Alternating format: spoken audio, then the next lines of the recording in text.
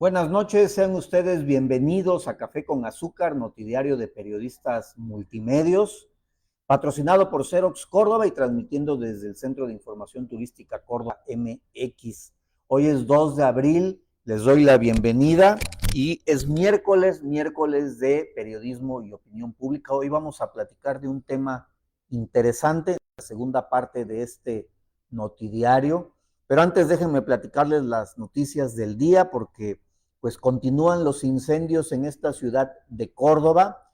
De hecho, pues anoche yo les platicaba en la edición de anoche que había activos 2 incendios al sur de la ciudad y hoy por la mañana se activó un tercero en la zona de 20 de noviembre. Una espesa columna de humo fue pues lo que preocupó a los vecinos de la ciudad, y esto, bueno, pues se debió a una quema de llantas que originó pues que se fuera muy aparatoso pues este humo que podía ser visto desde a varios kilómetros de distancia.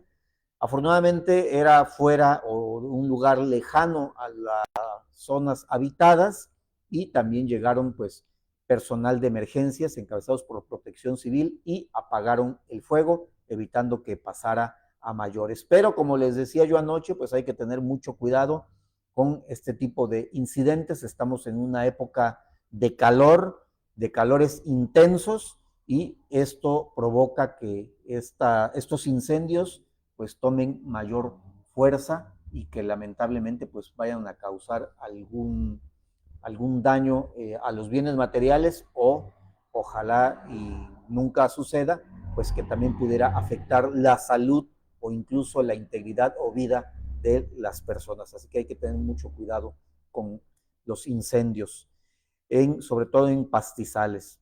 Y bueno, cambiando diametralmente de tema, les platico que hoy fue anunciado que será la actriz Adriana Fonseca, la veracruzana, quien será la reina del Carnaval 2025 del Puerto Jarocho, en esta edición que precisamente es la del 100 aniversario. Este año está cumpliendo 100 años el Carnaval de Veracruz. Obviamente, y esto hay que aclararlo, es el 100 aniversario del carnaval, pero realmente bien organizado, bien estructurado, porque ya desde años antes, ya se celebraban carnavales, pero de una manera más espontánea, organizados más por el pueblo, pero 1925 está fechado como el año en que formalmente inician los carnavales, pues bien organizados, vamos a decirlo así, constituidos en esa ciudad y puerto. Así que pues enhorabuena. Y fíjense que hablando del puerto de Veracruz, mientras pues se enaltece la figura de Adriana Fonseca, no todas las mujeres pues gozan de la misma suerte. Fíjense que les voy a platicar el caso de Marion Lisbeth. Es una joven madre de familia que fue asesinada por un hombre que la acosaba y la espiaba, y a pesar de que esta víctima de feminicidio había denunciado a su agresor, precisamente de ser objeto de espionaje, de acoso, había presentado su denuncia ante la Fiscalía General del Estado, pues nunca implementaron las medidas efectivas de protección contra ella, y lamentablemente hoy está muerta. Deja en la orfandad a 2 pequeños niños, un niño, una niña, que pues en el colmo de la desgracia ellos, los 2 niños, están en silla de ruedas y pues ahora pasarán a estar a cargo de sus abuelos. Así que triste estas historias, y lamentablemente vemos que en el estado de Veracruz pues la violencia contra las mujeres continúa, y muchas veces no hay castigo contra los agresores, y muchas veces tampoco se implementan las medidas efectivas de protección a pesar de las denuncias que se hacen.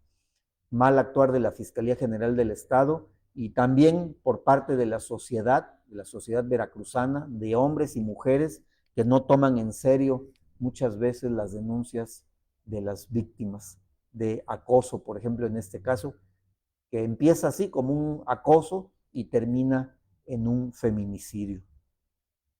Y otra persona que también es violentador de mujeres es Alejandro García Hernández, el alcalde de Cuetzala, quien fue ingresado al registro de violentadores de mujeres por razón de género.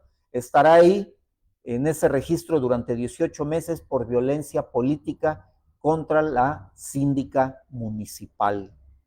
Y hablando en el tema electoral, les platico que el OPLE amplió a 48 horas más, es decir, hasta el 4 de abril, el plazo para el registro de candidatos a las presidencias municipales y a sus planillas completas, porque hay que recordar que no solo son los candidatos a las presidencias, sino también pues de los síndicos y de los regidores, tanto titulares como suplentes.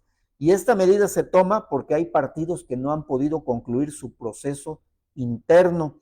Por ejemplo, en el PAN, en el Partido Acción Nacional, su dirigente estatal, Federico Salomón, dijo que les está costando trabajo conseguir candidatos en algunas zonas y particularmente en 10 municipios, entre ellos Tamiagua, Cazones y Playa Vicente, donde los aspirantes declinaron. Son en total, les digo, 10 municipios considerados foco rojo por este tema. Y recordemos que precisamente por el tema de la inseguridad, también en el Partido del Trabajo hay 2 candidatos, uno de ellos de esta zona de las Grandes Montañas, Mixtla de Altamirano, donde renunciaron precisamente por amenazas a su integridad física. Saludos a Adolfo Morteo, muchas gracias por tus comentarios, sabes que eres amigo de esta casa editorial. Y hablando de las elecciones del próximo mes de junio, donde se van a renovar las presidencias municipales, bueno, pues hoy se dio a conocer, o mejor dicho, se confirmó lo que habíamos adelantado aquí desde hace 15 días en Periodistas Multimedios. Será Paola Castellanos la candidata del Partido del Trabajo. Ella, de hecho, pues había sido, pues les digo, desde hace 15 días nosotros dimos a conocer esa primicia y más antes ya habíamos incluso tenido conocimiento de la intención del partido de postular a esta mujer. Pues bueno, hoy se confirma, ya se le fue entregada su constancia como candidata por el Partido del Trabajo, pero en los últimos días pues había estado ese rumor, ese chisme que por supuesto no pasó de ser de ahí, en el que se aseguraba que sería Gerardo Buganza el candidato del Partido del Trabajo a la alcaldía de Córdoba. Como les digo, desde hace 15 días aseguramos aquí en Periodistas Multimedios y hoy se confirma que Paola Castellanos será su candidata. Ella pues viene enarbolando la bandera de la comunidad LGBTI+. Y bueno, hablando del tema de las mujeres, les voy a platicar 2 temas que vienen a colación por la segunda parte de este noticiario, que es periodismo y opinión pública. Esta tarde, familiares de Yaira Lucía, es una vecina de la colonia López Arias, denunciaron que fue víctima de un levantón en calles de esa colonia. Sin embargo, está circulando la versión de que en realidad habría sido detenida por policías ministeriales. Bueno, esa es la primera noticia. La segunda noticia, el día de ayer platicábamos que fue desalojado la SBAO, el bachillerato de la SBAO de la calle 22, debido a un intenso olor desagradable, al parecer a un químico, eso es lo que relatan los testigos, los estudiantes, y lo desalojaron. Hasta ahí se presentaron personal de protección civil y después de revisar el lugar no encontraron el origen de este olor, pero posteriormente se emite un boletín por parte del Ayuntamiento de Córdoba poniendo como fuente al coordinador de protección civil. Y es aquí desmintiendo que hubiera existido una situación de riesgo y donde dice que fue una falsa alarma. Y bien, estos 2 últimos casos me sirven precisamente para ilustrar el tema que hoy les quisiera yo comentar en miércoles de periodismo y opinión pública. Vamos a empezar por el tema de la SBAO. El coordinador de protección civil, Jorge 3 me parece que se llama, pues dice que fue una falsa alarma y pues la evidencia está en que no fue una falsa alarma. los alumnos del bachillerato de la SBAU fueron desalojados por orden de la dirección de la escuela, precisamente porque manifestaban, percibían este olor que, les reitero, algunos de los alumnos lo describen como un olor químico, y que a algunos alumnos también les provocaron náuseas. Pues bien, por esta razón, la dirección de la escuela, pienso que de manera atinada, decidió desalojar el plantel. Ojo, porque la escuela de enfermería que opera en la planta baja no fue desalojada. Sin embargo, de manera, a mí me parece que equivocada, incluso de manera temeraria, el coordinador de Protección Civil dice que fue una falsa alarma. Y ojo, porque aquí hay que tener muy claro los conceptos y las definiciones de qué es una falsa alarma. Una falsa alarma es cuando se emite una alarma que precisamente resulta ser falsa, válgase la expresión, que resulta ser en sentido negativo. Y en este caso no fue una falsa alarma. La escuela fue desalojada por orden de la dirección y hubo alumnos que manifestaron haber percibido el olor y haber sentido síntomas que les habría provocado este olor a químico. Por lo tanto, no se puede calificar que fue una falsa alarma. Y esto es muy importante porque también algunas personas en las redes sociales, incluso en la página en Facebook de Periodistas Multimedios, comentaban esta situación considerando que todo había sido un rumor, que era una exageración, que por qué en los lugares aledaños como el hospital, la Clínica 64 o en otras escuelas no habían percibido este olor, incluso en la planta baja, les digo, del plantel del SBAU, del bachillerato, no fue desalojado. Eso, independientemente de esa situación, hubo un hecho concreto y que fue reportado. Nosotros lo reportamos en Periodistas Multimedios, otros medios también acudieron al lugar y reportaron que efectivamente los alumnos habían sido desalojados. El hecho de que no haya sido encontrada la causa de este olor, una fuente por parte de Protección Civil, no descalifica lo que en realidad sucedió. Al contrario, en todo caso, revelará que Protección Civil no tuvo la capacidad de encontrar la causa de ese olor a químico. Aquí habría que preguntar si, por ejemplo, pudieron entrevistar a los alumnos que reportaron haber olido este químico, y tampoco se da a conocer si efectivamente entrevistaron de manera precisa a los directivos de la institución. En el boletín se dice, y ojo, mucho ojo con esto, en el boletín del ayuntamiento se dice que el coordinador de Protección Civil o sus auxiliares fueron a la dirección y que la escuela había sido desalojada por una falsa alarma en redes sociales. Y ojo, porque les reitero, nunca hubo una falsa alarma. El hecho sucedió, y tan sucedió que precisamente por eso la dirección de la escuela desalojó a los estudiantes. Así que mucho ojo con este tema, porque las personas que leen las noticias muchas veces se dejan guiar por información inexacta o por información que ellos no alcanzan a comprender de manera pues como debe de ser. Ellos interpretan la información de diferente manera a como se está informando. Y esto me lleva al segundo caso que les quería yo platicar el día de hoy, en torno al levantón o supuesto levantón de una joven en la colonia López Arias. Esta tarde, una joven a través de redes sociales subió la fotografía, subió los datos de su hermana, subió la dirección exacta.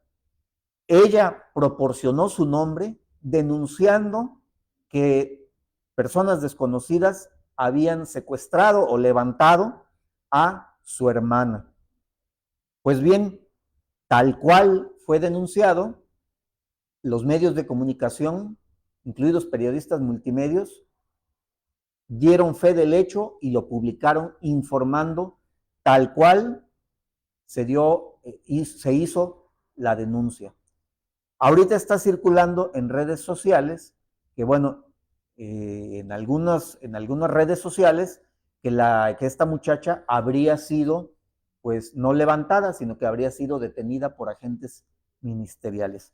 ¿Cuál es la verdad? Bueno, la verdad es de que hay un primer hecho que es una denuncia y hay un segundo hecho que tendrá que ser, pues, confirmado o desmentido por las autoridades pertinentes del caso. En este caso, la Fiscalía General del Estado o la Fiscalía Regional. Hasta el momento, oficialmente, no ha habido un comunicado por parte de la Fiscalía General del Estado de Veracruz, mucho menos de la Fiscalía Regional de Justicia, con sede en esta ciudad de Córdoba.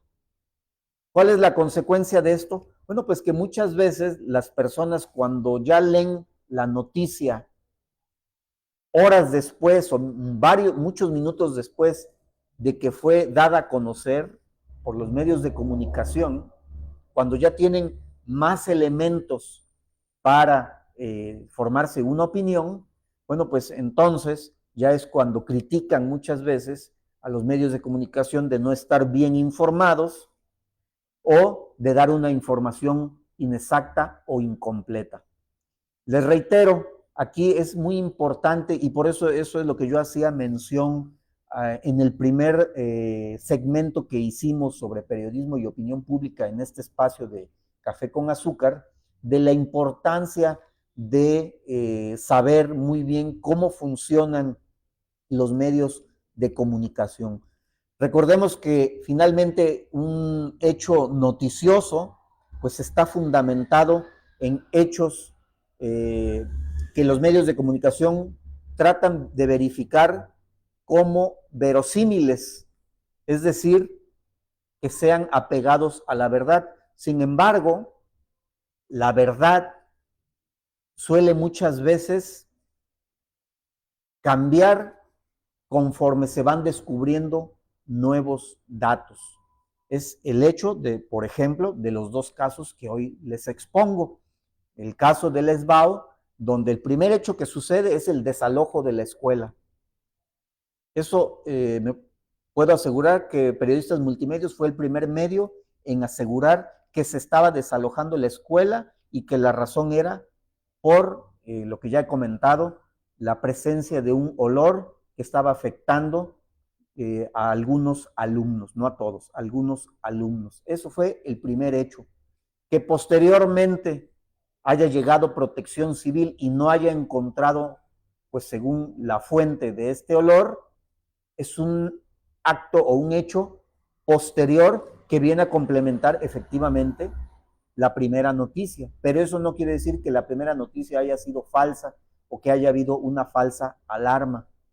Lo mismo sucede con el caso de esta joven que, les reitero, lo primero que se denuncia, lo que se da a conocer como una denuncia pública, obviamente con los elementos completos que debe tener una noticia, que son el protagonista de la noticia, el quién, el qué sucedió, el cuándo sucedió, el dónde sucedió y el cómo sucedió. Estos 5 categorías se cumplieron en esta denuncia de un levantón de una mujer en la colonia López Arias. El que después se esté manejando que no habría sido levantada, sino detenida por agentes ministeriales, es un hecho posterior que no descalifica a la primera información, sino simplemente la corrige o la complementa. Obviamente, esto también tiene que ver mucho por la cuestión de cómo actúan muchas veces los agentes ministeriales. Si llegaran presentando, como debe de ser, que casi nunca lo hacen, presentando la orden de aprehensión, identificándose con sus credenciales, pues entonces no habrían este tipo de, pues de enredos, vamos a decirlo así, sobre estos sucesos donde hay la confusión sobre si fue un levantón, un secuestro o una detención. Para terminar, un caso muy parecido sucedió hace algunas semanas, un domingo para ser exactos, donde se dio a conocer a través de las redes sociales, a través de un video de unas personas que sometían por la fuerza a una persona, a un automovilista, y lo subían a un vehículo en la calle 8 y avenida 5 de esta ciudad de Córdoba. Lo que se denuncia en ese momento es un hecho que, por las características, parece ser un hecho delictivo, un levantón, un secuestro, y que es denunciado a través de un video por un automovilista que pasaba por el lugar. Posteriormente, se aclara de manera extraoficial, y digo de manera extraoficial porque nunca hubo un comunicado ni de las autoridades ni de alguna institución particular donde se dice que formaban parte estas personas de un grupo de estos, de los anexos, y que iban por una persona para trasladarla a un anexo. Quedó simplemente en rumor porque ni la policía o las autoridades desmienten o afirman el hecho, como tampoco ninguna institución particular. Eso es lo que yo quería platicarles este miércoles de periodismo y opinión pública, en saber, primero, leer muy bien las notas, interpretarlas de manera correcta y, por supuesto, estar atentos a la información complementaria que pudiera generarse. Recordemos que hoy en día, a diferencia de antaño, cuando el reportero iba a buscar la noticia y tenía prácticamente todo un día o toda una tarde para investigar la información y publicarla al otro día en un periódico, o tenía varias horas para hacer su nota informativa y transmitirla a través de la radio o la televisión, hoy en día, bueno, las redes sociales nos dan la oportunidad de tener la información al instante, y somos los medios de comunicación, como lo dije en el primer programa, quienes tenemos, pues muchos cumplimos con el profesionalismo de verificar su verosimilitud. Les reitero, que sea una noticia verosímil, que esté fundamentada en hechos que pudieran ser verdaderos. Será posteriormente cuando la información se pueda, les reitero, complementar, agregar más datos o desmentir. Pero, pues, esto es precisamente lo que muchas veces no es entendido, no es comprendido y no es interpretado por quienes están detrás de un teléfono leyendo las noticias en las redes sociales, en su computadora, en su tableta. Así que esa es la invitación que yo les hago esta noche, para hacer una reflexión en torno a cómo consumimos las noticias y cómo saber interpretarlas. Muchas gracias por el favor de su atención. Esto es Café con Azúcar, notidiario de periodistas multimedios, y esto fue también miércoles de periodismo y opinión pública dentro de este espacio. Mañana los espero a la misma hora, 7:30 de la noche. Muchas gracias y pasen buenas noches.